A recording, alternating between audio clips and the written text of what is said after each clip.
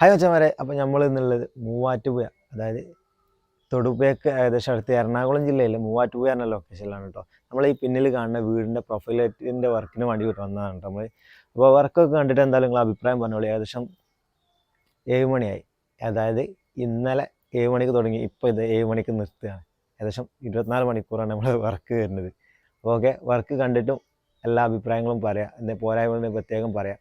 Okay, അപ്പോൾ മച്ചന്മാരെ, ഈ വർക്കിൻ്റെ ഏകദേശം എല്ലാ ടൈമിലുള്ള വീഡിയോയും ഇതിൽ ഞാൻ ആഡ് ആക്കിയിട്ടുണ്ട്. കാരണം എല്ലാ ലൈറ്റിൻ്റെ ക്വാളിറ്റിയും എല്ലാ ലൈറ്റിൻ്റെ ബ്രൈറ്റ്നസ്സും എന്താണെന്ന് മറ്റുള്ളവർക്ക് കാണാൻ വേണ്ടിയിട്ടാണ് പല സമയങ്ങളിലുള്ള വീഡിയോ നമ്മൾ ഇതിലേക്ക് ആഡ് ആക്കിയത് കേട്ടോ. അപ്പോൾ മച്ചന്മാരെ, ഏകദേശം നല്ല ലൈറ്റ് ഇവിടെ നമ്മൾ യൂസ് ആക്കിയിട്ടുണ്ട്. ഏകദേശം 250 മീറ്ററോളം നമ്മൾ പ്രൊഫൈൽ ലൈറ്റ് മാത്രം നമ്മളിവിടെ സെറ്റ് ആക്കിയിട്ടുണ്ട്.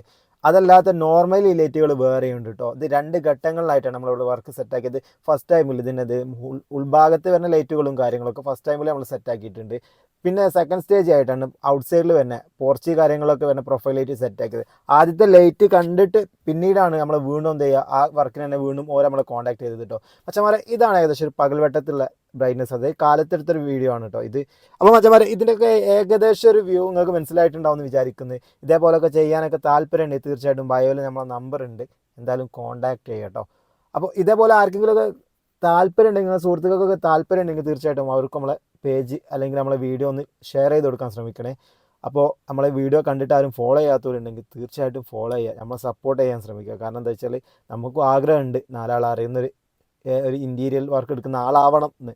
അപ്പോൾ മച്ചാന്മാരെ പറഞ്ഞ പോലെ, അപ്പോൾ ഇതിൽ നമ്മൾ കുറേ കാര്യങ്ങൾ ഇതേപോലെ പാനൽ ബോഡി കാര്യങ്ങളിലൊക്കെ നമ്മൾ ലൈറ്റ് സെറ്റ് ആക്കിയിട്ടുണ്ട് കേട്ടോ. അതൊക്കെ ക്ലൈൻറ്റിൻ്റെ താല്പര്യങ്ങളാണ്. ഓരോ ഏരിയയ്ക്ക് ക്ലൈൻറ്റ് തന്നെ മുമ്പേ നമ്മൾ വീഡിയോ കണ്ടിട്ട് സെലക്ട് ചെയ്ത് സ്ക്രീൻഷോട്ട് എടുത്ത് വെച്ചിട്ടുണ്ട് ചില വീഡിയോകളൊക്കെ.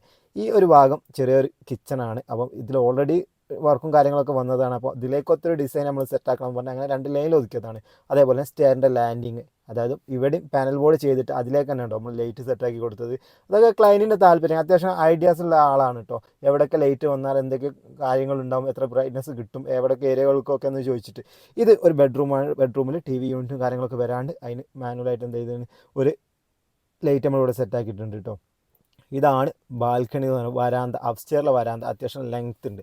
അത് റോഡിൻ്റെ ഒരു ഏകദേശം 33 മീറ്ററോളം ഇത് വരുന്നുണ്ട്. അതേപോലെ ഞാൻ നേരത്തെ തൊട്ട് മുന്നേ ഒരു വീഡിയോ ചെയ്തിട്ടുണ്ട്. ആ വീഡിയോയിലുള്ള സിറ്റ് ഔട്ടാണ് കേട്ടോ ഈ കാണുന്നത്.